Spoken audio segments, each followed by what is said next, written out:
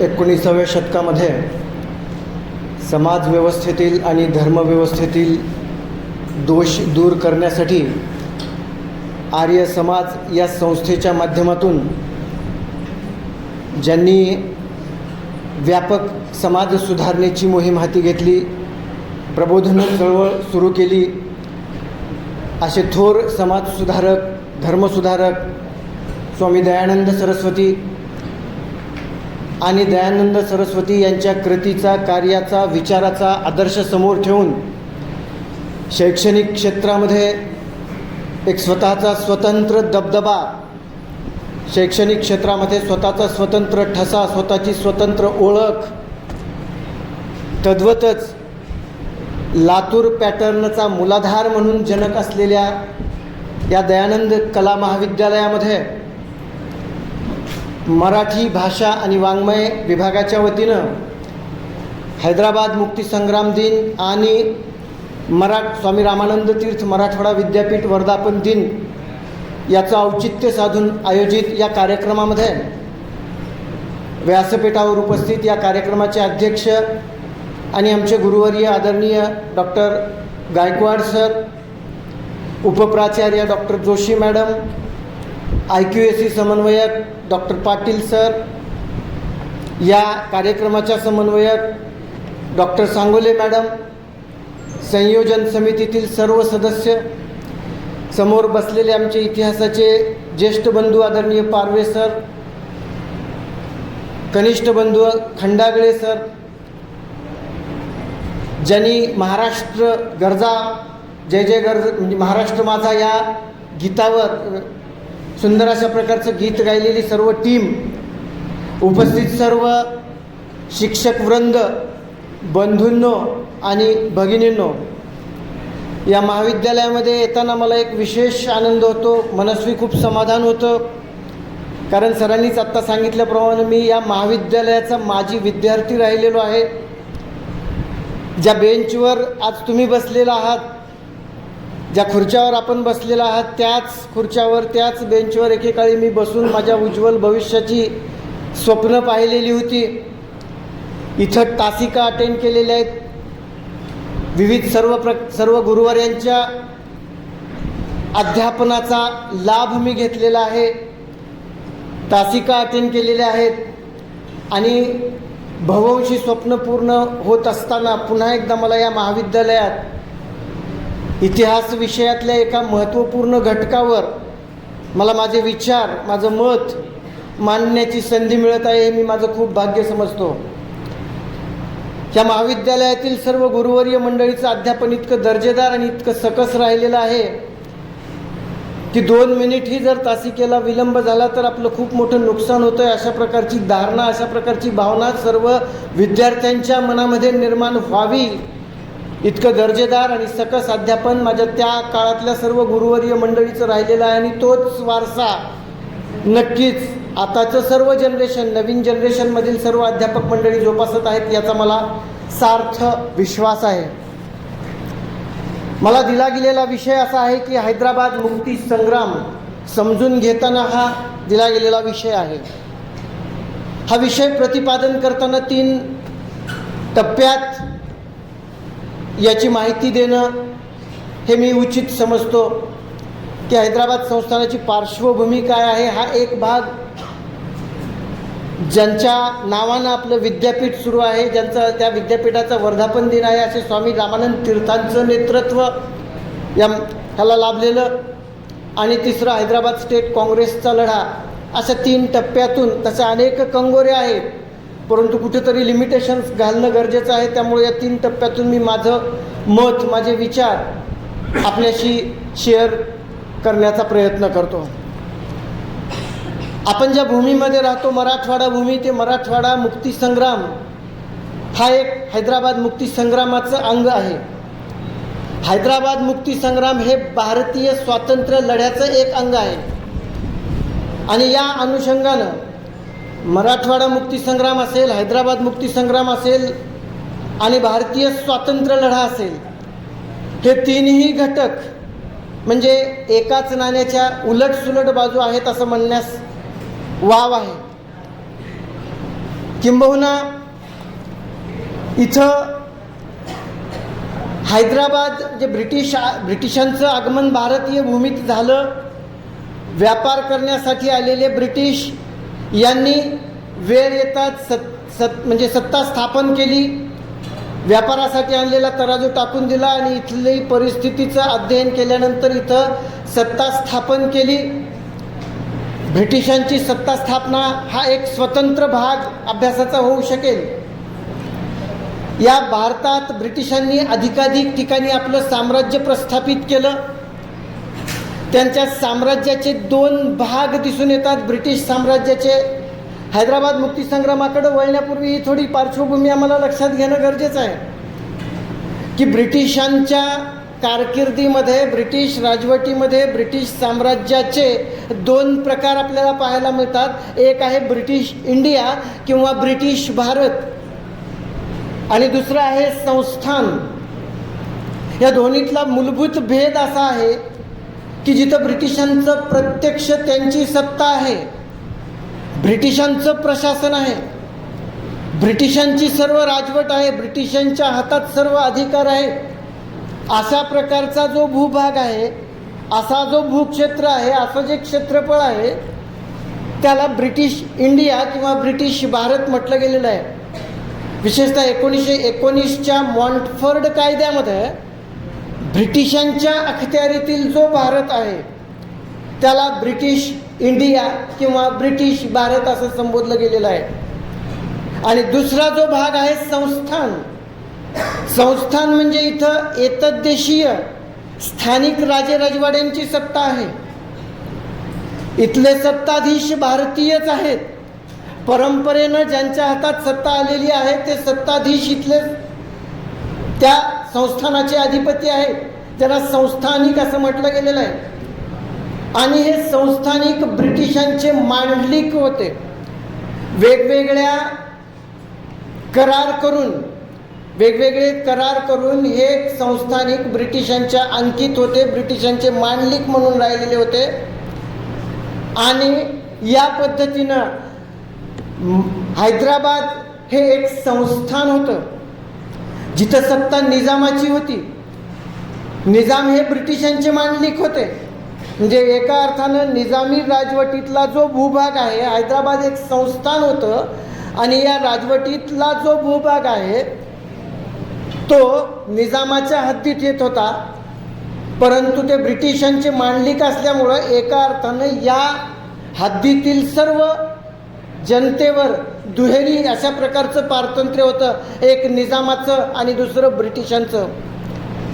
हे संस्थान याची स्थापना इसवी सन 1724 18व्या शतकामध्ये निजाम उल मुल्क उर्फ चिनकिलीच खान किंवा कमरुद्दीन खान, जो एकेकाळी मोगलाचं जे पसरलेलं साम्राज्य आहे त्या मोगली साम्राज्याच्या दक्षिणेतील साम्राज्याचा एक सुभेदार होता. आणि त्या सुभेदाराने मध्यवर्ती सत्तेच्या म्हणजे मोगल राजवटीच्या विरोधात लढा देऊन जेव्हा औरंगजेब बादशहाचा 1707ला मृत्यू झाला, मध्यवर्ती सत्ता मोगलांची खिळखिळी झाली की त्यावेळी त्या सुभेदाराने आपलं स्वतंत्र राज्य घोषित केलं. स्वतंत्र संस्थान, स्वतंत्र राज्य याची स्थापना इसवी सन 1724 केली.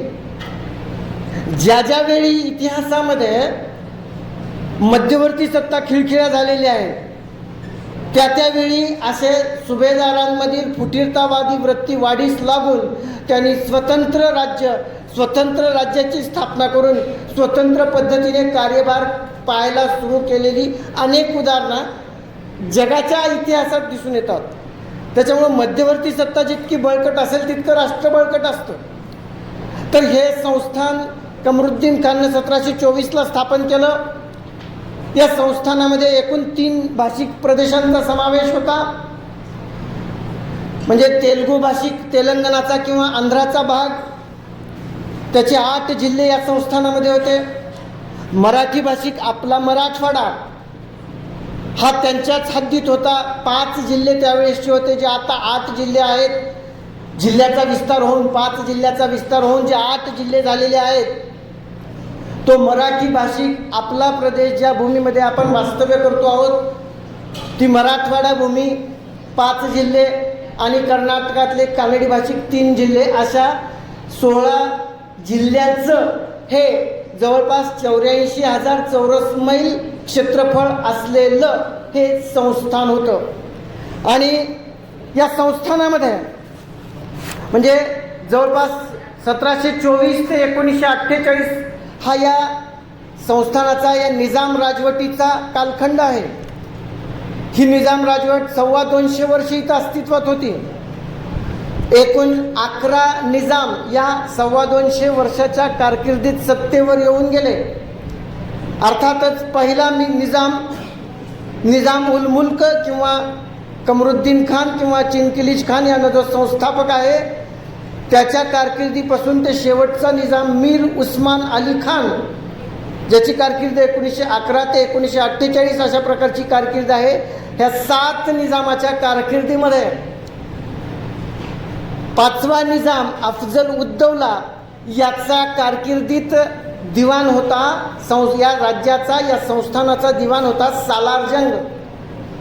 आणि सालार जंगच्या कारकिर्दीमध्ये त्याच्याच कारकिर्दीमध्ये केवळ म्हणजे सुधारणावादी भूमिका ही सालार जंगच्या कारकिर्दीमध्ये किंवा अफजल उद्दौलाच्या कारकिर्दीमध्ये निजामी राजवटीतील तो एक अपवाद सोडला.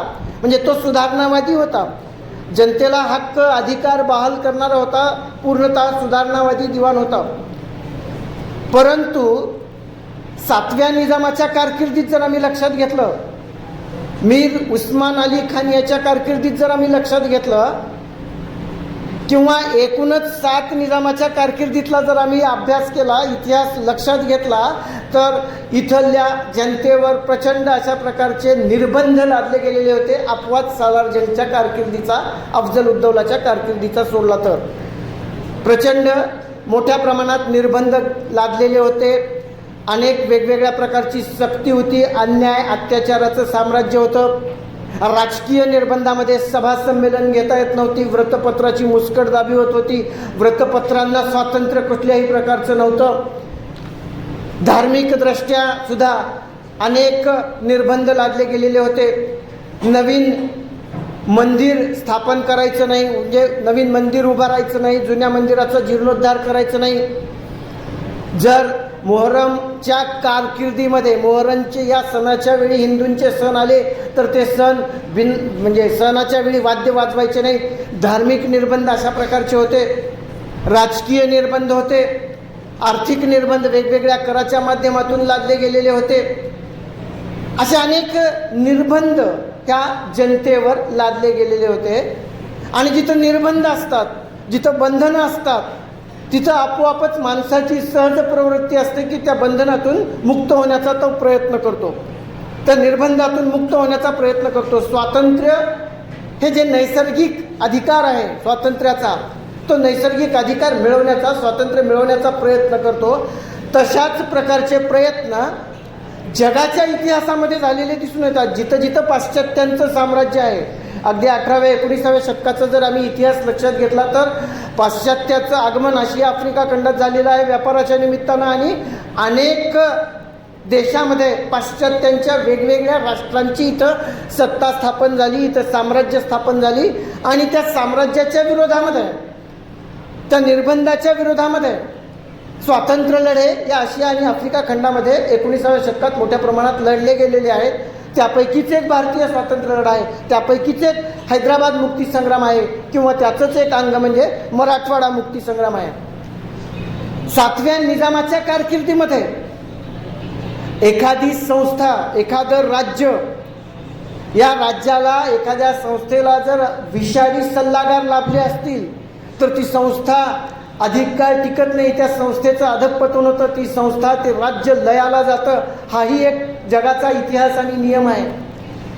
दुर्दैवानं 7व्या निजामाच्या कारकिर्दीत ज्या 2 संघटना होत्या, त्या संघटना नेहमी निजामाला वेगळा सल्ला द्यायच्या. त्याच्यामध्ये एक जी संघटना आहे इत्तेहादुल मुसलमीन संघटना, ज्याची स्थापना 1926 मध्ये मोहम्मद नवाज खान यानं केलेली होती. आणि 1940ला जी स्थापन झाली, रझाकार नावाची संघटना, आणि ज्याची स्थापना केलेली होती बहादूर यार जंग याने. ह्या दोन्ही संघटना धर्मांध स्वरूपाच्या होत्या.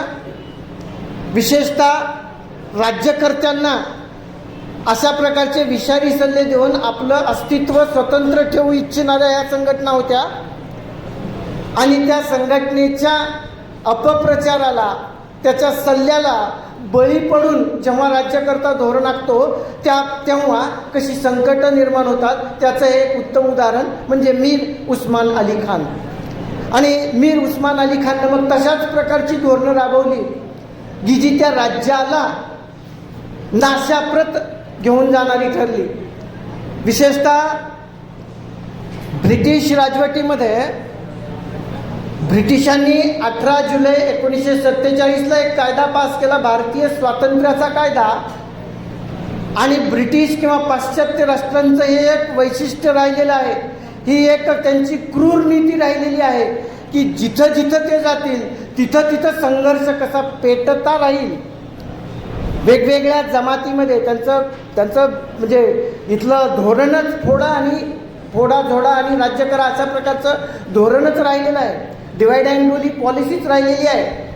आणि त्यांनी जाता जाता 1947ला 18 जुलै 1947ला जो भारतीय स्वातंत्र्याचा कायदा पास केला, त्या कायद्यामध्येच अशी एक मेक मारली, याची एक खुंट रोवली की इथं संघर्ष पेटता राहील. त्या कायद्यात तरतूद अशी होती की जे संस्थानं होती आमच्या देशातली, जवळपास 500-600 संस्थानं होती. संस्थानं आणि ब्रिटिश भारत याच्यातला फरक तुमच्या लक्षात आला आहे.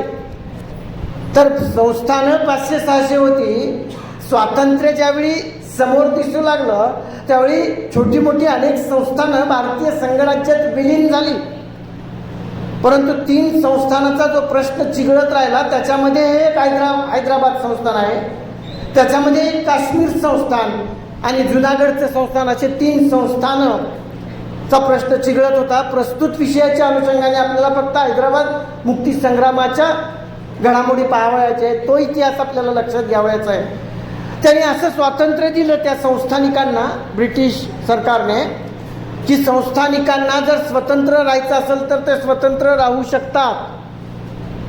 पाकिस्तान निर्माण होणार होतं कारण फाळणीची योजना तयार केलेली होती. ब्रिटिश भारतातल्या घडामोडी होत्या. जर तुम्हाला संस्थानिकांना पाकिस्तानात सामील व्हायचं असेल तर पाकिस्तानात सामील व्हावं, भारतीय संघराज्यात राहायचं असेल तर भारतीय संघराज्यात राहावं.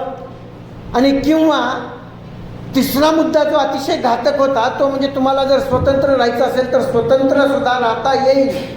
आणि अशा प्रकारचा कायदाच ब्रिटिशांनी केलेला असल्यामुळं संस्थानिकाचं जे स्वतंत्र राहू इच्छित होते अशा प्रकारच्या ह्या संस्थानिकाचं ऐकतच फावलं. आणि हा संस्थानिक मीर उस्मान अली खान यानं स्वतःचं संस्थान, मी स्वतंत्र राहणार आहे, पाकिस्तानातही सामील होणार नाही, भारतातही सामील होणार नाही, मी स्वतंत्र राहणार आहे, अशा अडेलतट्टूची भूमिका घेतली. आणि मग हे संस्थान भारतीय संघराज्यात विलीन करण्यासाठीचे प्रयत्न सुरू झाले. तो आहे हैदराबाद मुक्ती संग्राम. आणि वर उल्लेख केल्याप्रमाणे, अगोदर सांगितल्याप्रमाणे 3 भाषिकांनी मिळून हा लढा दिलेला आहे. त्याच्यामध्ये आम्ही जर लक्षात घेतलं तर वेगवेगळ्या साहित्य परिषदा या संस्थानामध्ये निर्माण झालेल्या आहेत. विचारांचं बौद्धिक देवाणघेवाण करण्यासाठी, नियोजन करण्यासाठी लढ्याचं. महाराष्ट्र परिषदा निर्माण झालेल्या आहेत. महाराष्ट्र परिषदा म्हणजे मराठवाड्यात महाराष्ट्र परिषदा, कानडी भाषिकाच्या प्रदेशामध्ये कानडी परिषदा, तेलंगणामध्ये तेलुगू भाषिक परिषदा, अशा वेगवेगळ्या परिषदा स्थापन झालेल्या होत्या. आणि ते आपापल्या परीनं या निजामाच्या विरोधात वेगवेगळ्या मागण्या सादर करत होत्या, वेगवेगळी उठाव करत होते, वेगवेगळ्या मागण्या सादर करत होत्या. आणि या पार्श्वभूमीवर आम्हाला थोडंसं जे हैदराबाद मुक्ती संग्रामाचे जे प्रणेते आहेत, अनेक नेते आहेत, परंतु ज्यांच्याकडं अग्रणी म्हणून पाहिलं जातं ते स्वामी रामानंद तीर्थ यांचंही थोडंसं कार्याचा आम्हाला थोडासा आढावा लक्षात घ्यावा लागेल. की हे स्वामी रामानंद तीर्थ, ज्यांचं मूळ नाव आहे व्यंकटेश भगवानराव खेडगीकर, ज्यांचा जन्म 3 ऑक्टोबर 1903 कर्नाटकातला जन्म आहे. विजापूर जिल्ह्यात हंडी तालुक्यात सिंदगी या गावी खेडगी या गावी. आणि त्यांचं नाव व्यंकटेश भगवानराव खेडगीकर. आणि त्यांची आरंभापासूनच संन्यस्त वृत्ती होती. म्हणजे देशासाठी काहीतरी करायचं, राष्ट्रासाठी काहीतरी करायचं, आपलं जीवन हे राष्ट्रासाठी सार्थकी लावलं पाहिजे, अशा प्रकारचे विचार त्यांचे सुरुवातीपासून राहिलेले आहेत. लग्न न करता मी अगदी भिक्षा मागून संन्यस्त वृत्तीनं राहून देशासाठी सेवा करेन, अशा प्रकारचा संकल्पच त्यांनी सुरुवातीपासून केलेला होता. वडिलांना एका प्रसंगी उत्तर देताना त्यांनी हा संकल्प जाहीर केलेला होता. आणि त्यांची संन्यस्त वृत्ती ही कर्मकांड स्वरूपाची नव्हती, देवावर अंधश्रद्धा ठेवणारी नव्हती. त्यांच्या या संन्यस्त वृत्तीला पूर्णतः देशभक्तीचे धुमारे होते, राष्ट्रभक्तीचे धुमारे होते.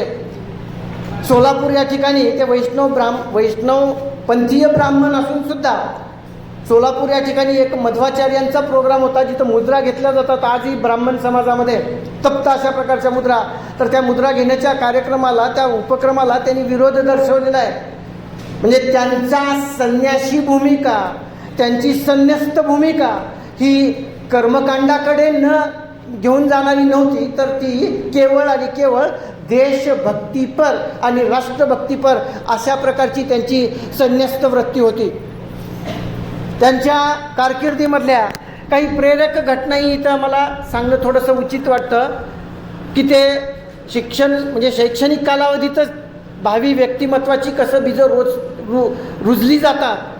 म्हणजे मुलाचे पाय पाळण्यात दिसतात असं जे म्हटलं जातं, त्या पद्धतीनं शैक्षणिक कारकिर्दीपासूनच त्यांचा ओढा, त्यांची आवड, त्यांची रुची ही देशभक्तीकडं आणि स्वातंत्र्याच्या भावनेकडं ओढ घेणारी होती. सोलापूरच्या नॉर्थ कोर्ट हायस्कूलमध्ये असताना, जसं सरकारी हायस्कूल आहे, त्या सरकारी हायस्कूलमध्ये देशभक्तीपर बाबींवर बंधनं लादली होती. सुरुवातीलाच सांगितल्याप्रमाणे अनेक प्रकारची राजकीय बंधनं होती त्यामध्ये, की देशभक्तीपर काही करायचं नाही अशा प्रकारची बंधनं लादली होती. स्वामी व्यंकटेश भगवानराव खेडगीकर उर्फ स्वामी रामानंद तीर्थांनी तिथं गांधी टोपी घालून त्यांचा निर्बंध मोडला, प्रसंगी छड्या खाल्ल्या, शिक्षा भोगली, परंतु देशभक्तीला आपल्या त्यांनी हे दिलं नाही, देशभक्तीशी तडजोड केली नाही. त्याच्यानंतर दुसरं उदाहरण आपल्याला त्यांच्या कारकिर्दीतलं असं दिसून येतं, की एक वेळ लोकमान्य टिळक, त्यावेळी जहालांचे नेते होते, ते लोकमान्य टिळक सोलापूरला येत असताना त्यांच्या भेटीसाठी शाळा सोडली, परीक्षा सोडली आणि त्या भेटीला गेले. आल्यानंतर छड्या खाल्ल्या, परंतु देशभक्तीशी तडजोड केली नाही. त्याच्यानंतर पुढे त्यांनी लोकमान्य टिळकांचा मृत्यू झाल्यानंतर मात्र त्यांच्या जीवनातली ही टर्निंग पॉईंट आम्हाला दिसून येतो, की तिथं त्यांनी स्वातंत्र्याची प्रतिज्ञा घेतली. मावळत्या सूर्याला अर्धे देऊन आता मी याच्या पुढचं पूर्ण आयुष्य देशासाठीच अर्पण करेन, अशा प्रकारची प्रतिज्ञा घेऊन पुढे पूर्ण त्या कार्यामध्ये स्वतःला त्यांनी गुंतून घेतलं. पुढे महाविद्यालयीन जीवनात सुद्धा असेच काही प्रसंग त्यांच्या जीवनातले आम्हाला दिसायला येतात, पाहायला मिळतात, की महाविद्यालयीन जीवनामध्ये विशेषतः अंमळनेर या ठिकाणी त्यांनी गांधीजींच्या लेखनाचा प्रभाव वाचनात आलं, गांधीजींचं साहित्य त्याचा प्रभाव पडला, भगवद्गीतेचा प्रभाव त्यांच्या ह्याच्यावर पडला. पुण्याच्या महाविद्यालयामध्ये असताना पाश्चात्य विचारवंत एडमंड बर्क असेल, रुसो असेल, लॉक असेल, यांच्या हॉब्स असेल, या सर्वांच्या विचारवंतांच्या विचाराचं साहित्य त्यांच्या वाचण्यात आलं. तद्वतच नचिकेळकर असतील, आपटे असतील, भावे असतील, यांच्याही शिक्षक वृंदांच्या सहवासात त्यांची बौद्धिक जडणघडण होत गेली. पुढे ते हिप्परगा या ठिकाणच्या शाळेमध्ये, राष्ट्रीय शाळेमध्ये शिक्षक म्हणून रुजू झाले. हिप्परगा या ठिकाणी राष्ट्रीय शिक्षण देणारी शाळा व्यंकटराव कुलकर्णी, अनंतराव कुलकर्णी यांनी स्थापन केली होती आणि त्या शाळेत ते शिक्षक म्हणून रुजू झाले. शिक्षक म्हणून रुजू झाल्यानंतर जेव्हा संचालकांनी त्यांना विचारलं की तुमच्या वेतनाची अपेक्षा काय, तेव्हा त्यांनी सर्वसामान्य व्यक्तीला साधं जीवन जगण्यासाठी जेवढं वेतन लागेल, वेतनाची आवश्यकता आहे तेवढंच वेतन मला दिलं तर चालेल असं मत व्यक्त करून त्यांनी तिथं ती नोकरी धरली. या मतातून त्यांचा भावी दृष्टिकोन किंवा त्यांची विचारसरणीची आम्हाला एक झलक इथं पाहायला मिळते.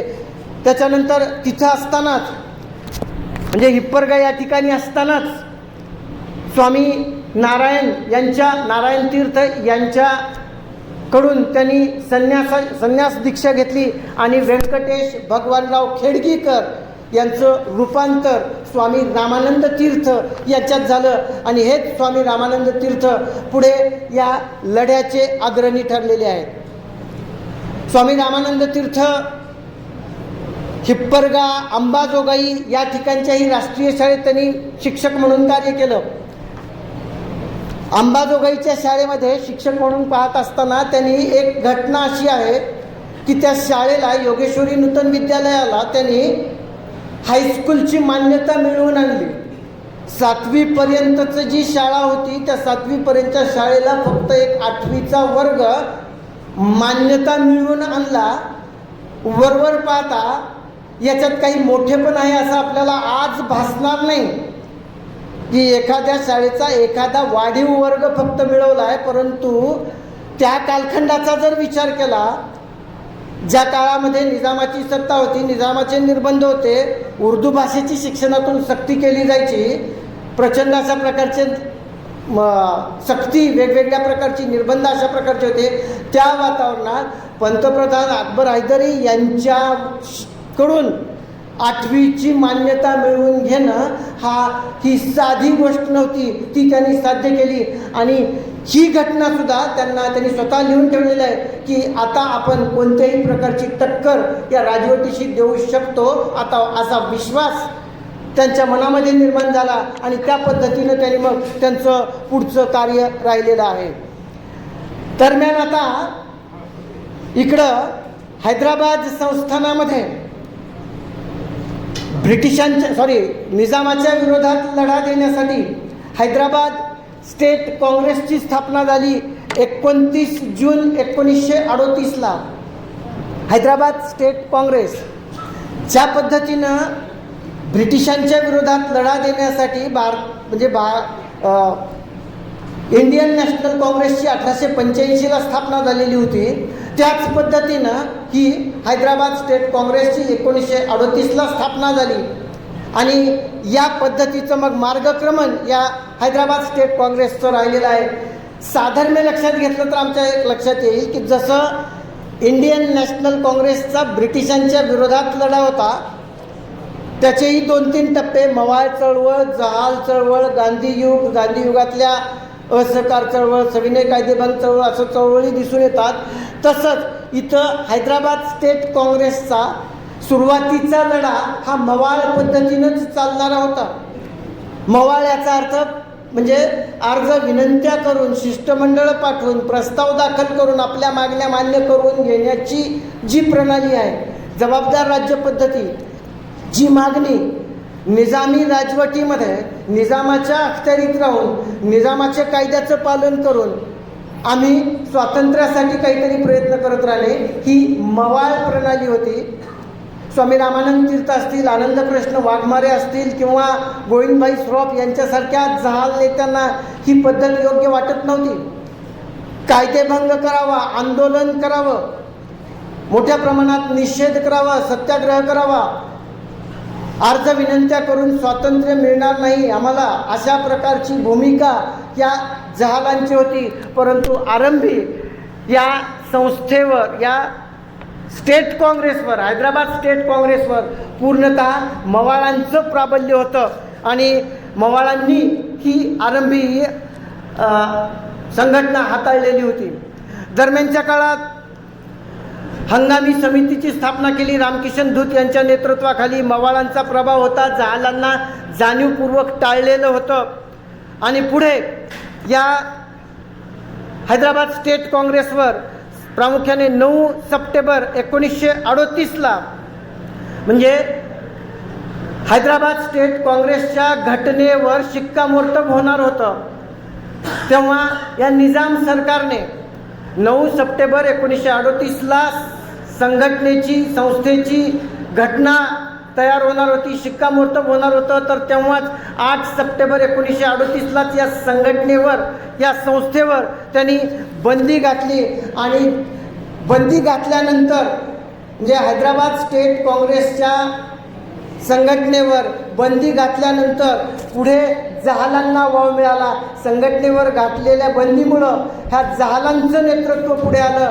आनंदकृष्ण वाघमारे, गोविंदभाई श्रॉफ किंवा स्वामी रामानंद तीर्थ यांचं नेतृत्व पुढे आलं आणि त्यांच्या नेतृत्वाखाली सत्याग्रहाचं पर्व सुरू झालं, निषेध पर्व सुरू झालं, कायदेभंगाची धमाल सुरू झाली.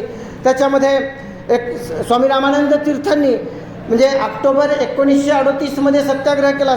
27 ऑक्टोबर 1938ला सत्याग्रहाचं रणशिंग फुंकलं त्यांनी.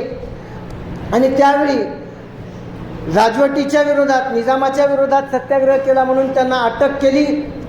1938लाच त्यांना अटक केली आणि त्यांना तब्बल 18 महिने कारावासाची शिक्षा त्यांना सुनावण्यात आली. आणि तुरुंगामध्ये प्रचंड यमयातना त्यांना देण्यात आला. एका अंधार कोठडीत त्यांची रवानगी केली, जी अंधार कोठडी 4x8 एवढीच त्याची जागा आहे, जिथं स्वच्छ प्रकाशाचा अभाव आहे, वाऱ्याची झुळूक नाही आहे. सर्वसामान्य कैद्यांपेक्षा तिप्पट अशा प्रकारचं काम त्यांना देण्यात आलेलं आहे. म्हणजे बॉबिनवर सूत कातण्याचं काम देण्यात आलेलं आहे. एक छोटी एक कुंडी, मलमूत्र विसर्जनासाठी एक छोटीशी कुंडी, एवढ्या प्रतिकूल परिस्थितीमध्ये अंधार कोठडीच्या या कोठडीमध्ये तब्बल 111 दिवस त्यांनी व्यतीत केलेले होते स्वामी रामानंद तीर्थ यांनी. याच्याही पूर्वी आम्ही जर लक्षात घेतलं तर असंच यमयातना अंदमानच्या कोठडीमध्ये स्वातंत्र्यवीर सावरकरांनी तब्बल 10 वर्ष भोगलेल्या होत्या. असं तो भाग वेगळा आहे, तो विषय वेगळा आहे. इथं प्रामुख्याने या पद्धतीनं अंधार कोठडीची यमयातना भोगल्या स्वामी रामानंद तीर्थांनी. आणि पुढे सत्याग्रह स्थगित करण्यात आले. महात्मा गांधींच्या सूचनेनुसार सत्याग्रह स्थगित करण्यात आले. आणि 1944च्या दरम्यान या तिन्ही भाषिक परिषदांचं एकत्रीकरण करून बदलत्या परिस्थितीमध्ये काळाची गरज लक्षात घेऊन मराठी भाषिक परिषदा, कानडी भाषिक परिषदा, तेलुगू भाषिक परिषदा यांच्यातला परस्पर समन्वय वाढीस लावण्यासाठी तिन्ही भाषिकांचं एकत्रीकरण करून प्रामुख्याने लढा देण्याचं ठरलं. तिन्ही भाषिकांचं एकत्रीकरण 23 जून 1944मध्ये करण्यात आलं. स्टेट काँग्रेसमध्ये, हैदराबाद स्टेट काँग्रेसमध्ये या तिन्ही भाषिक परिषदा विलीन करण्यात आल्या. आणि मग पुन्हा आणखीन एक वेगळं सत्याग्रहाचं पर्व सुरू झालं. याच दरम्यान ब्रिटिश भारतामध्ये, ब्रिटिश कालखंडामध्ये ब्रिटिशाविरुद्धचा लढा अतिशय तीव्र झालेला होता. 40 ते 48चं जर आम्ही लक्षात घेतलं कालखंड तर खूप तीव्र झालेला होता लढा. आणि या लढ्याच्या दरम्यान 1946ला घटना समितीच्या निवडणुका झाल्या. 19 जुलै 46मध्ये पंडित नेहरूंचं हंगामी सरकार आलं. तिकडं तीव्र लढा सुरू झालेला आहे ब्रिटिशांच्या विरोधात. 16 ऑगस्ट 1946ला मुस्लिम लीग आणि जिना यांनी डायरेक्ट ॲक्शनचे आदेश दिलेले आहेत. हिंदूंच्या कत्तली करा आणि स्वतंत्र पाकिस्तानच्या निर्मितीसाठी कार्यरत राहा, स्वतंत्र राहा, अशा प्रकारचे आदेश तिकडे दिले गेलेले आहेत. आणि तशा घटनांचे परिणाम, त्या घटनांचे पडसाद इकडं सुद्धा आपल्याला दिसून येतात. स्वतंत्र राहण्याचं फरमान इकडं निजाम काढतोय. निजामानं ज्यावेळी म्हणजे भारतीय स्वातंत्र्याचा कायदा पास झाला, तदनंतर निजामानं त्या कायद्यातील तरतुदीवर बोट ठेवून स्वतंत्र राहण्याचं फरमान काढलं. आणि यावेळी 15, 16, 17, 18 जून 1947मध्ये हैदराबाद या ठिकाणी स्वामी रामानंद तीर्थांनी जनतेला उद्देशून भाषण केलं की आता ही अंतिम टप्प्यातली लढाई आहे, आम्हाला एकत्र यावं लागेल, स्वातंत्र्यासाठी, हैदराबादच्या मुक्तीसाठी पूर्ण लढा द्यावा लागेल, वेळ पडली तर शस्त्रास्त्राचा वापर करावा लागेल, अशा प्रकारचं आवाहन जनतेला केलं. संस्थानामध्ये विविध प्रकारच्या ॲक्शन कमिट्या ची स्थापना केली, कृती समितीची केंद्र स्थापन केली गेली. अध्यक्ष त्याचे दिगंबरराव बिंदू हे होते आणि त्यांनी लढ्याचा एक दिशा ठरवली ॲक्शन कॅम्प कमिटीनं की 15 ऑगस्ट 1947ला आम्हाला स्वातंत्र्य मिळणार होतं. 7 ऑगस्टला पूर्ण या सत्याग्रह करण्याचं 7 ऑगस्ट 1947ला सत्याग्रह करण्याचे निर्देश देण्यात आले. 15 ऑगस्टला विविध भागामध्ये सर्वत्र आपला तिरंगा ध्वज फडकवण्याचे आदेश देण्यात आले. असहकाराचं सत्र सुरू केलं, शाळा बंद केल्या, कोर्ट बंद केली. सर्व स्थानिकांनी एक निषेध पर्व मोठ्या प्रमाणात सुरू केलं. 7 ऑगस्टपासून सुरू झालेलं हे पर्व खूप मोठ्या प्रमाणात त्याची व्याप्ती वाढली. या पर्वाची, सत्याग्रह पर्वाची 15 ऑगस्टला घरोघरी तिरंगा ध्वज लावले. विद्यार्थ्यांनी, शिक्षकांनी शाळांवर बहिष्कार टाकले.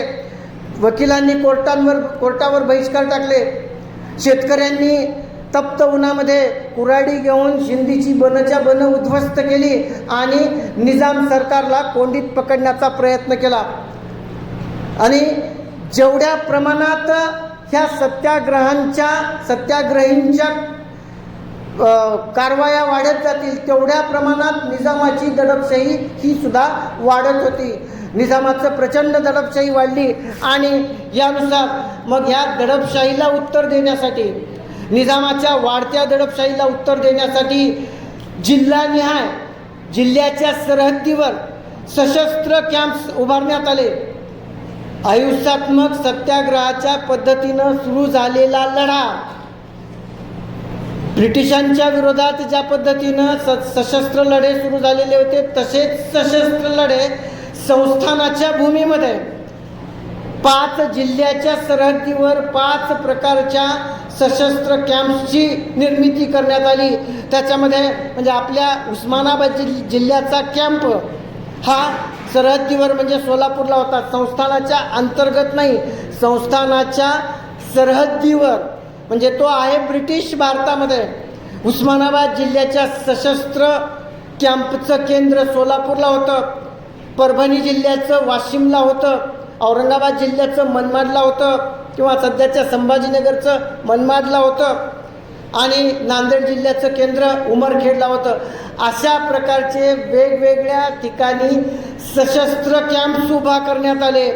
सशस्त्र कॅम्प्समध्ये अनेक तुमच्यासारखे विद्यार्थी दशेतले अनेक स्वयंसेवक त्याच्यामध्ये रुजू झाले आणि प्रत्येक जिल्ह्याच्या सशस्त्र कॅम्प्सची संख्या गरजेनुसार वाढवण्यात आली.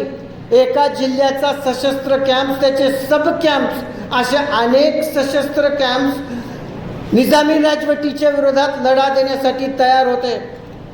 दरम्यानच्या काळात एखाद्या बँकेची लूट करणं, खजिना लुटणं आणि तो स्वातंत्र्यासाठी वापरणं हे सुद्धा स्वातंत्र्य लढ्यामध्ये अगदी वैध मानलं गेलेलं होतं. आणि त्याच पद्धतीनं इथं आमच्या संस्थानामध्ये जसं अशा घटना ब्रिटिशांच्या विरोधात ब्रिटिश भारतामध्ये घडलेल्या होत्या, एखाद्या खजिना लुटणं आणि बँक लुटणं, तशीच इथे उमरी बँक 30 जानेवारी 1948ला लुटली आणि त्या बँकेतून आलेला पैसा हा स्वातंत्र्य लढ्यासाठी वापरण्यात आला. अशा प्रकारच्या घटना घडत असतानाच व्यापक प्रमाणात सरकारने सुद्धा, निजाम सरकारने इथं अत्याचार, दमनशाही सुरू केली. अर्जापूरमध्ये गोविंद पानसरेचे यांची हत्या केली. इमरोज या वृत्तपत्राचे संपादक शोएब उल्ला खान हे होते. त्यांनी ह्या निजामी राजवटीतला लढा अतिशय अनैतिक आहे, अत्याचार करणं हे अयोग्य आहे अशा प्रकारचं मत व्यक्त केल्यानंतर त्यांचीही हत्या करण्यात आली आणि या प्रकारचं सत्र त्यांनी सुरू केलं. आणि मग शेवटी निजाम सरकारच्या वाढत्या दडपशाहीच्या विरोधात काहीतरी ठोस ॲक्शन घेणं सरकारला भाग पडलं.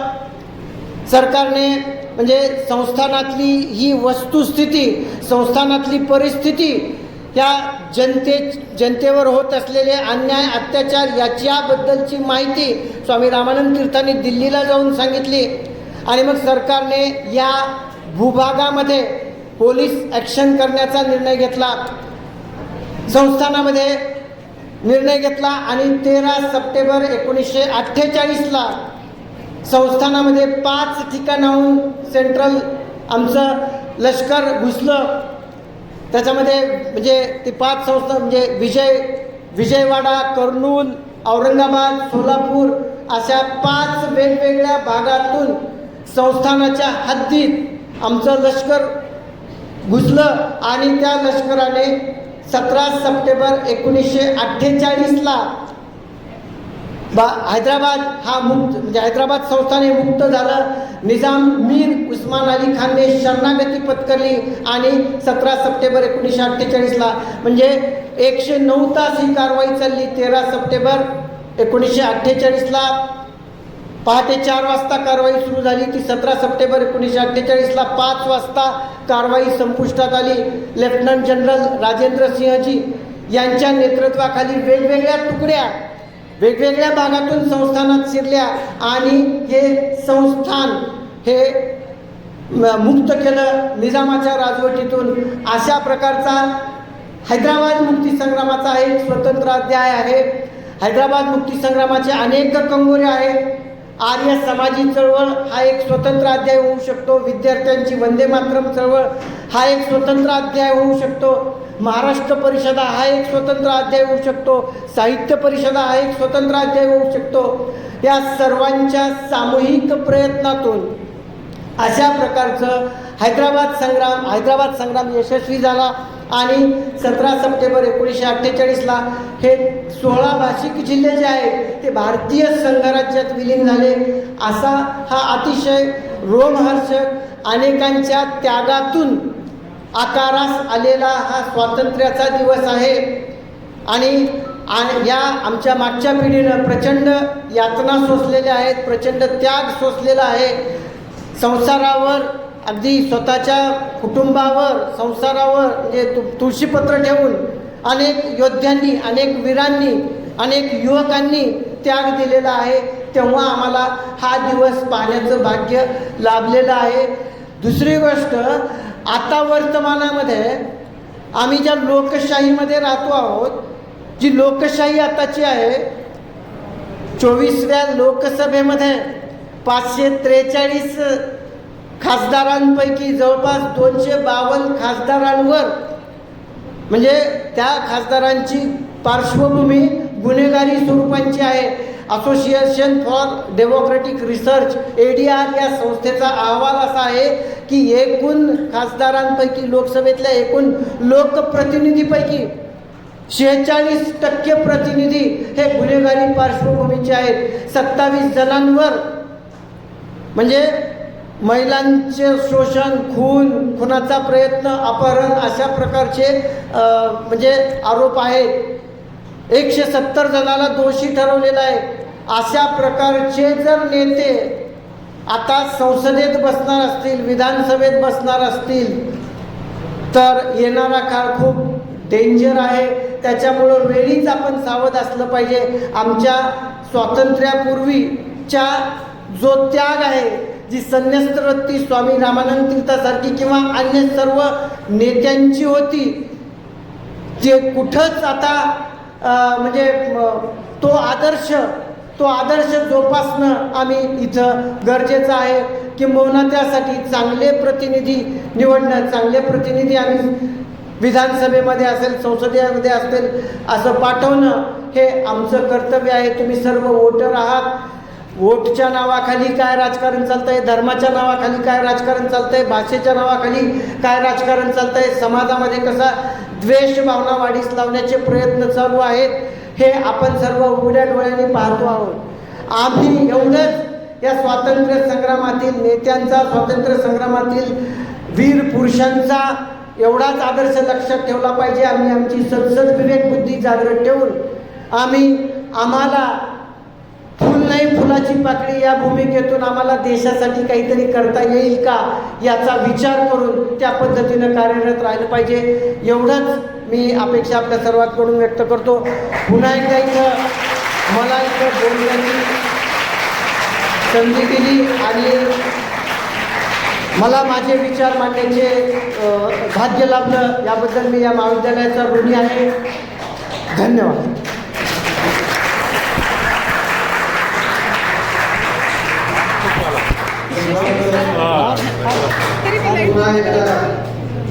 विद्यार्थी म्हणजे सोना भाषणाच्या माध्यमातून दाखवून दिलं, त्याबद्दल विद्यार्थ्यांनी त्यांच्या गटामध्ये त्यांचं स्वागत करावं.